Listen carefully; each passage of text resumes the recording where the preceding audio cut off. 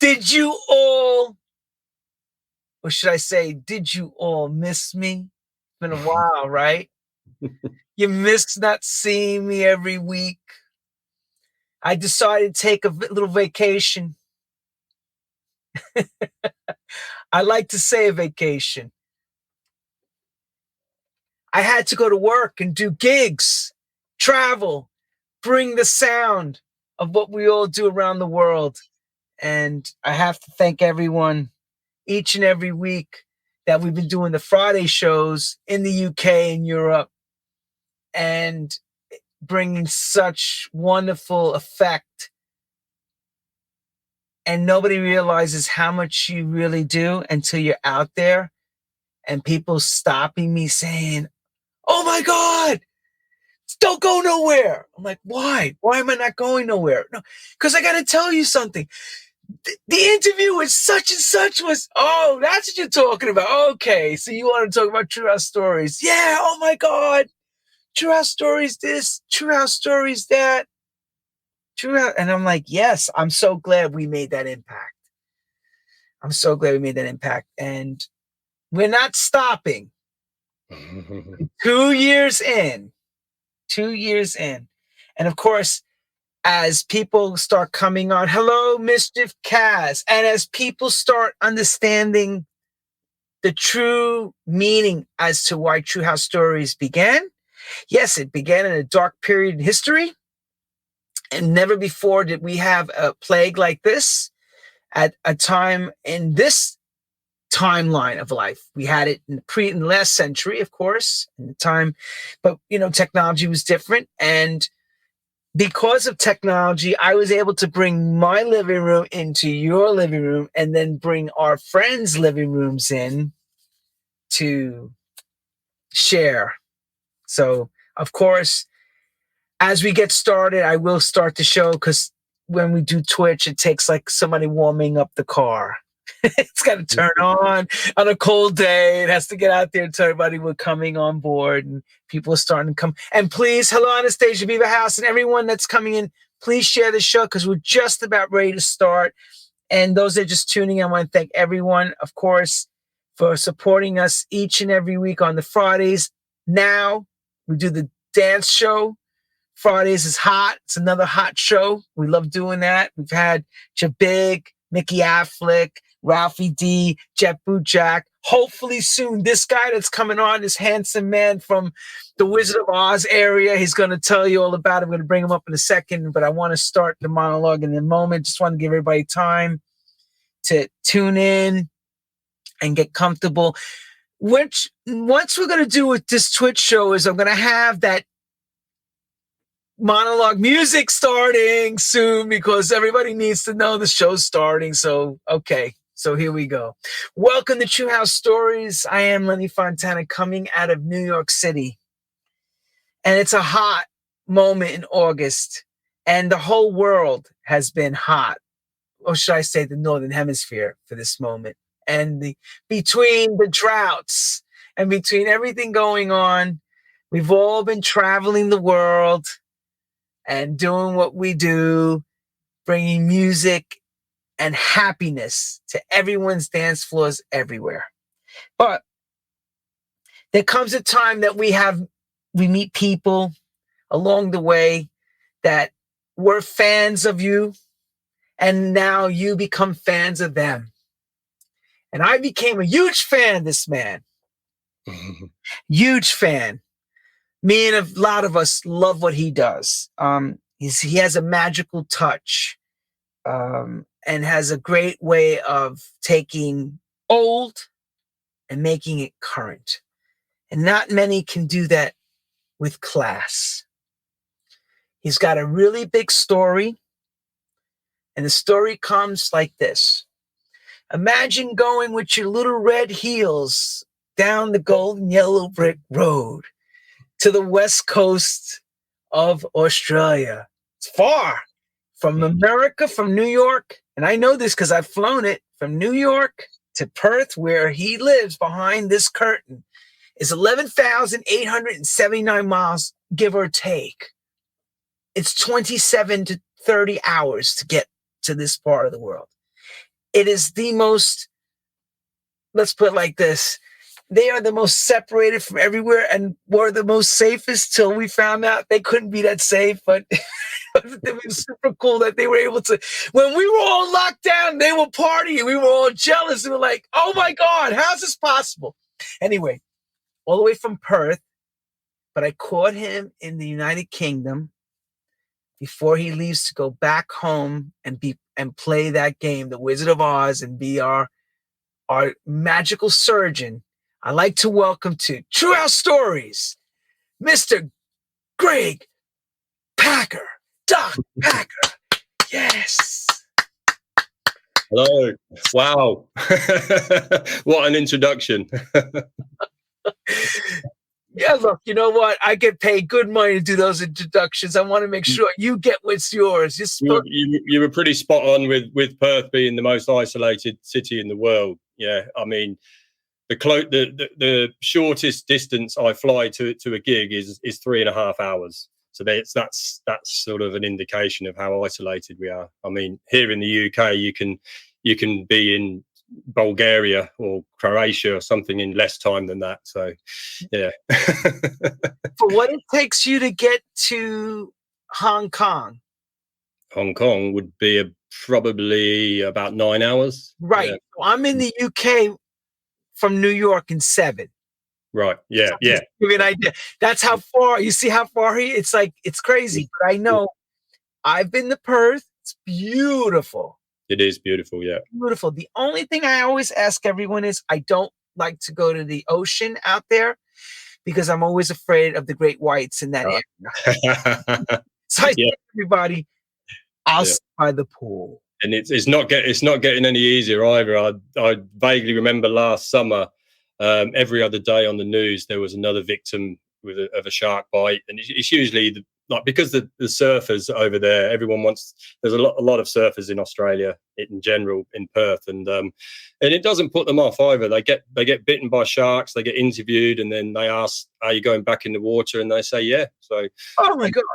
It's just we're on their turf, and that's the risk we take. So, but yeah, there is quite a lot of sharks over there. But my family here I'm originally from the UK. For those that don't know, Northampton, where I'm staying and speaking to you right now. But a lot of my family over here are more scared of the insects, the snakes and the spiders. And I say it's not that bad. It's the sharks you've got to be worried about, really. I know, because you know what? They've never seen that shark like that. I've seen them. They're ridiculously huge. They will chomp you in 2 seconds. Like, absolutely. Welcome everyone to the show, and grab your wine because this story is going to be very, very interesting. Watched this show before. He wanted to know if his story should be in detail. I said, if any place you're going to give it, we must have it here. So let's get to that. One question that I ask everyone, and it's a really simple one, and I know you rehearsed it. How does music find you as a young kid? Or you? I owe everything to my mother, basically. She's the music head in the family. My father, my brother, and my relatives, and no one in my family's really, there's no other musicians in my family. Like there's no one that kind of played in a band or played an instrument or anything. It's literally just me on my own. I mean, I've got like cousins and uncles that like music, but they never took it further to try and make a career out of it or anything. But my mum, she's a massive disco head. She loves disco music. And she obviously bought lots of records when I was a kid growing up in the UK. And I can remember, well, I've actually got the records now. They're in my collection. But she would have records like McFadden and Whitehead, Ain't No Stopping Us Now, Gary's Gang, Keep On Dancing, which I remixed this year on Sam Records, which was a massive milestone for me because I remember that tune being played as a kid in the house. And things like Boney M, Daddy Cool, lots of hits. But she loved disco, she loved soul, she loved Marvin Gaye, and I was exposed to it at a very, very young age, which is funny because you asked me that question today, and I can remember hearing Boney M Daddy Cool when I was a young kid, like probably 10 years old, 9 years old. And just today, my cousin, where I'm staying here in the UK, she was babysitting her grandchild who's 10, and he was walking around the house singing Daddy Cool. And I found that a little bit like,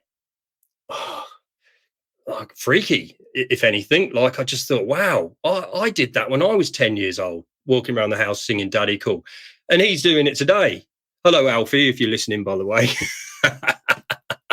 But yeah, I thought, what a bizarre thing. Like, it's, and obviously I wasn't old enough to enjoy that music when it came out. I wasn't in clubs or anything, but I grew up listening to it and I was exposed to it. And he's probably doing the same right now.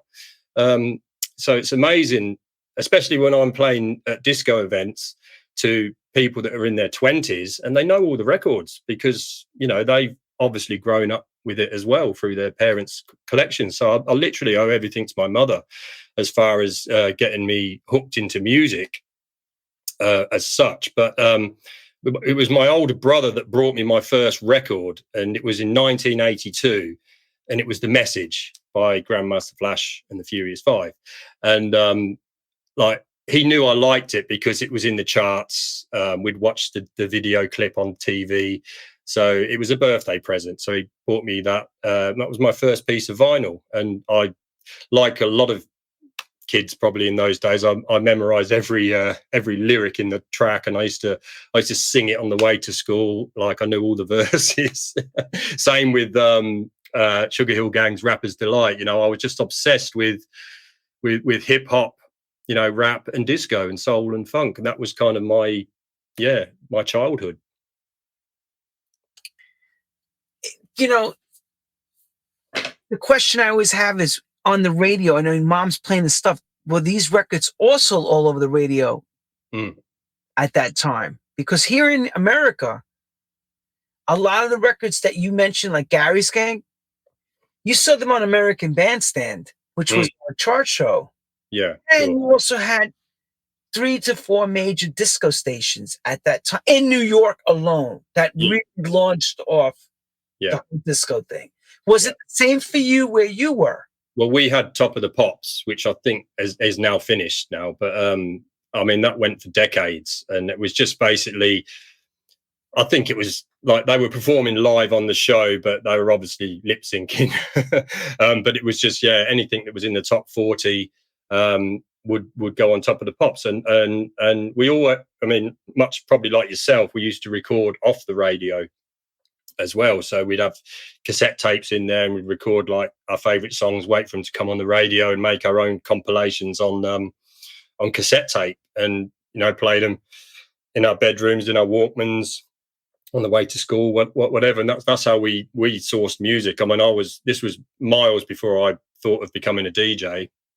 So that's just how we collected music in those days. Did you see, like here in New York, we had so many DJs going, things like that. Was there any like dances going on, kid dances at your school and stuff that, let's just put it like this. Did one of the teachers decide to bring a Victrola record player and play music? Because we had that happen here for us, In school, okay, yeah. Well, I do remember, going back to sort of like the early to mid 80s, it was breakdancing that we was all into, b-boying, robots, track spins, head spins, all that kind of stuff. And we, on occasion, we was allowed to bring our ghetto blasters to school, and not every day, like on a special day. No, like when you would get like a free dress day at school, right. Okay, you can bring in, Yeah, go on, sorry. I'm glad to explain that to people because I know what that means. But for some of the younger generation, what is a ghetto blaster? Ghetto blaster is a portable cassette deck, basically. You had a handle. I used to often have a twin tape deck and built-in speakers. And you get some good ones. There were some high-range ones that were really quite powerful and bassy, which the rich kids had. I didn't personally have an expensive one. Mine was quite cheap. But yeah, we would catch the train into the city or the bus and take it on the bus with us, and that's how we sort of we would play music. We'd put down lino or cardboard in the middle of the city. We'd put a hat out. People could put money in if they wanted, do a bit of busking, and we would break dance. And that was the thing. That's we was quite obsessed with it. And I was sort of, I felt like even in the school days, I felt like I was the DJ because I was the person that was recording tapes for people. Like I would buy the next album on, say, Street Sounds Records, which I was a big supporter of in the 80s, and I would have the latest electro compilation or something like that, and then I'd have 6 or 7 people in my class at school wanting copies of it, and I would say, okay, bring me a blank tape, I'll record it for you. And I never used to charge them.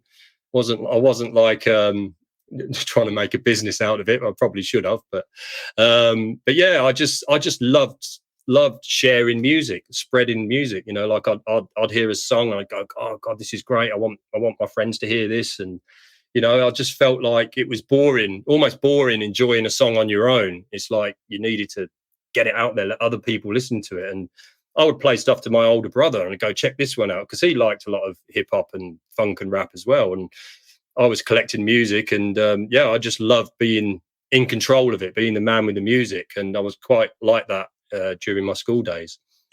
Did you notice at that time, disco was not the word? Planet rock was the word. Looking for the perfect beat was the word. Electro. Electro was Arthur Baker Productions. He was the man. Mom's records were passe at that time, correct? Yeah, correct. Yeah. So you put those records away and you're listening to IOU, Arthur Baker, John Rocca. Yes. Oh God. I mean, the list goes on. Jelly Bean doing mixes. I mean, no talk about DJing yet. You haven't started DJing. You just playing. Yeah, no. Well, the funny thing is, in the very, very early days, the very early 80s, I would go to a record store and I'd buy cassettes. I wasn't interested in vinyl. I was too young to even know what it was. And I can remember my mum telling me off for putting fingerprints on the records, or she was worried I was going to scratch them. So I wasn't allowed to touch the records in those early days. But tapes, you know, I had my own tape player, so I was safe with those.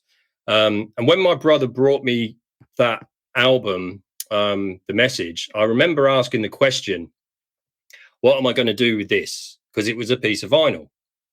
And he said to me, you can put that on the turntable. We had like one of those hi-fi stack systems, the brown and silver ones from the 70s.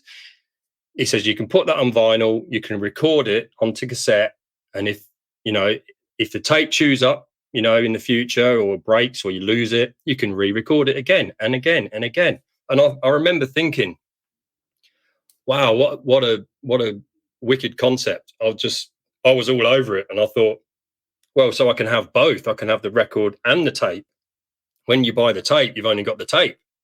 So that was it. That was the game changer for me. So I started to collect vinyl all throughout the 80s, like albums, 12 inches, 7 inches. And it did get to a point in the later part of the 80s where my friends would call in on me on the way to school, and they'd look in my bedroom and just see crates and crates of records. And they'd just say, I'm surprised you're not a DJ with all these records. And I honestly had no interest in it at that time. I just wanted to keep collecting. I was just obsessed with collecting music. And eventually, I left school in 1987. I did 1 year's work with my father. And at the end of that first year's work, you get all your tax back. You don't pay any tax. So it was the most money I'd ever had in my life, which I think at the time was about 1,500 Australian dollars. But before you go that far, what year did you make the trek for your family to leave the UK to come to Australia? Oh, so initially we moved to Australia in 1983. But I probably. Yeah, I started work in 1987, and then, as I was explaining, I got my first year's tax money back, and my parents were like, put it in the bank, save it, build a nest egg. But no, I was keen to spend it. I wanted to spend it. And all my friends kept saying, buy some decks and a mixer. You've got the money, just do it. And I sort of thought, you know what? Yeah. What's stopping me? I've got the money. Maybe I should look at doing it. And so I bought a pair of really cheap belt-driven turntables, which were awful. No pitch control, nothing, and a cheap mixer. And the only tracks that I was able to beat mix were the tracks that were the same BPM or double copies of the same record. So like, if you had two copies of the same record going, it was the same BPM. And then I'd struggle to sort of mix and match other tempos. So I didn't keep those for very long, and ended up getting a secondhand pair of Technics 1200s. And ultimate game changer. Within a week, I was able to sort of beat mix whatever I wanted. Really, I picked it up very quickly because I think I just had the ear for it. Because don't forget, growing up in the 80s, I would listen to DJs mixing on tapes. I had a friend who had like some contacts in New York, and he would get the Kiss FM Red Alert shows, and he would get hold of them, and I would take them off of him. And because Red Alert was a genius, and he still is. So he talks like that. Yeah.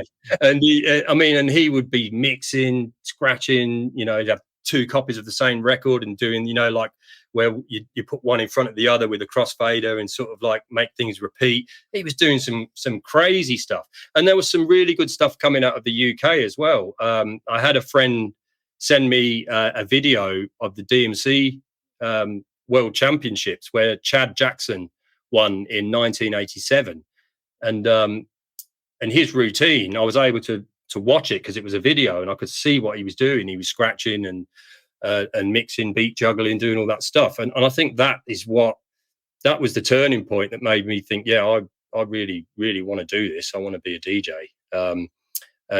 so I had a fairly good like ear for how things should have sounded. And then when I sort of had it in front of me, the two decks and the mixer and the headphones, I picked up scratching pretty quickly. I'd get the two copies of the same record and start doing the juggling. And I was sort of drawn a little bit more to that type of DJing to begin with, rather than what we do now, which is play a long 2 hour, 3 hour set. So I was into the sort of showman kind of DJ and the DMC stuff. I wanted to scratch and beat juggle and do all that stuff. And I entered a competition. I entered the West Australian Mixing Championships in 1991, and I won it. I got first place, and I defended my title in 92. But I think after that, I just got bored of that type of DJ, and I was like, no, I want to be the man in the room, with a full room of people. I want to control the music over a period of time, 2 hours, 3 hours, or on occasion the whole night. That was the kind of DJing I wanted to do. And so I followed that path in the end. So what style of music does that take you towards to become that DJ that is adored in the room? Well, the first set I ever played in a nightclub, I was covering. I wasn't even 18. I was covering for a guy that was running an all ages an under 18s night, and he fell sick. And he rang me up and he said, "Greg, can you cover me?" And I said, "I've never played in a nightclub." He said, "It doesn't matter. I'd rather have someone up there playing music than cancel the night." And I said, "Okay." So I didn't even have a proper record box. I had like an actual milk crate. And I remember parking my car in the city, walking through town like with this bloody plastic milk crate full of vinyl.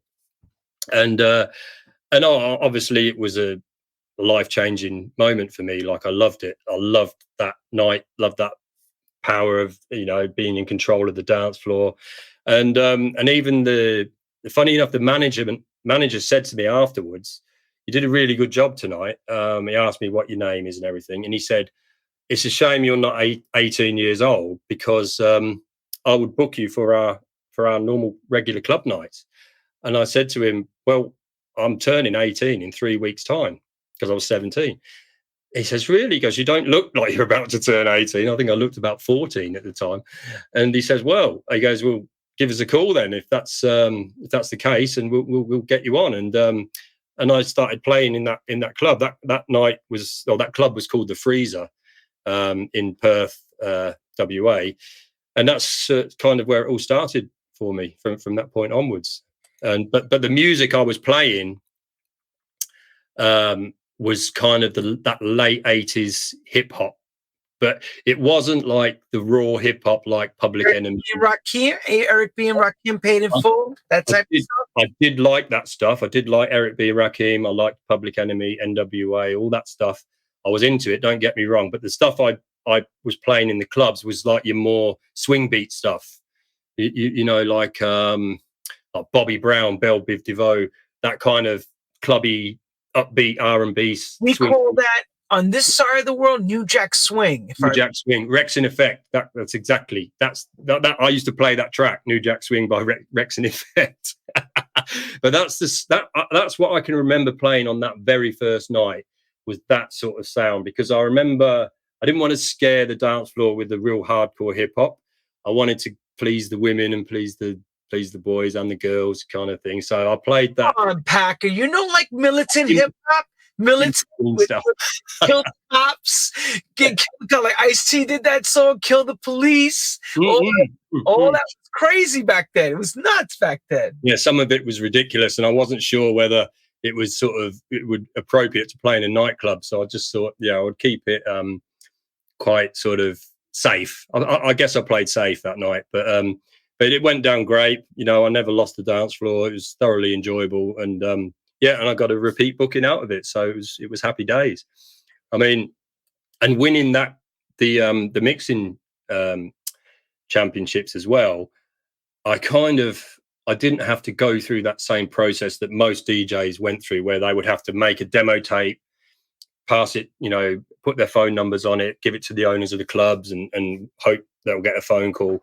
I sort of bypassed that whole kind of process, and I kind of just went straight into the limelight through winning the competition, because I was unknown. People were sort of saying, oh, this guy's going to win it, or that guy's going to win it. And they were established DJs in the circuit in Perth. And I was an absolute nobody. Nobody knew anything about me. I just turned up there and won it, basically. So it kind of put, all eyes were on me then. I got offers to play in clubs. I got offers to play in like warehouse raves. It all sort of escalated from there, really, which was great. Which is awesome, because I'm understanding how you get into the next phase of your life, which is the first part before we get to know the surgical guy. Yeah, exactly. Yeah. You understand the music selection as to why, by selection, you go down this road. Because a lot of people who know you for your re-edits and disco stuff don't really know this side of you. No. Some that do know probably were shocked that you went this direction.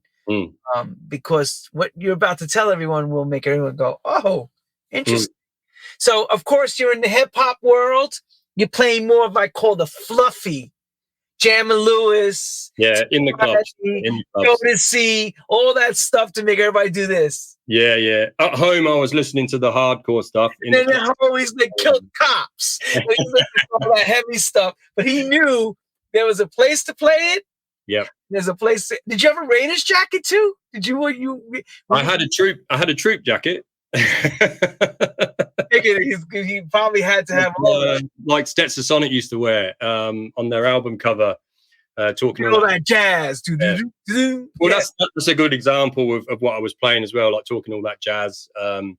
Those kind of, like, I would say maybe like upbeat, soulful, danceable kind of hip hop. Yeah. Okay, so let's go on. So things come into the naughties. So you're playing the 80s and you just get into your 20s and the naughties begin. Yeah, or the 90s, you mean? The noughties and 90s, and as the English say, the noughties, the 90s, yes. Where it went from the hip hop thing, came the jungle and the drum and bass. So that was sort of, around the 92, 93 period. I kind of sort of stopped playing hip hop. I had gone back to the UK several times actually since we emigrated, and I was in the UK in the early 90s, and this whole rave thing was exploding. The break beats, Prodigy, people, Bizarre Inc., that kind of sound. And I was very drawn to it, to the break beats because of the hip hop background. And it's sort of that kind of developed into jungle, and jungle kind of developed into drum and bass. And I stuck with that for 25 years, right up till 2013. And to be honest, I just thought I would never, ever turn to another genre of music. But having said that, like, I had this little side project that I used to do with a friend. I mean, he goes by the name of Casual Connection. Some people, I'm sure, have heard of him as well. And we used to play hip hop, soul, funk, disco. And we used to run these nights. Well, he used to run these nights. I used to play at them. They were called Boogaloo. And I still say to this day, that was where the earliest form of Dr. Packer was born. And this would have been around about 2008, 2009, maybe. So I was doing my drum and bass, but then we were doing these little gigs on the side. We were playing the originals on vinyl, no edits. No, we didn't even know what edits were. We were just all about playing the originals. And the kind of stuff we were playing was on like the Solar record label, like Shalimar, The Whispers, Barcays, lots of stuff like that. Like just funky kind of soulful, disco kind of stuff. And we loved it. It was just such a great break from drum and bass. And then I was also touring over here in the UK and Europe, doing my drum and bass thing. And I would go record shopping, but the promoters would take me into a record store, and I would look around the record store and I'd look for the soul, funk, and disco section. Please search for part 2 of this podcast on the platform you're watching or listening to. And please do not forget to follow us.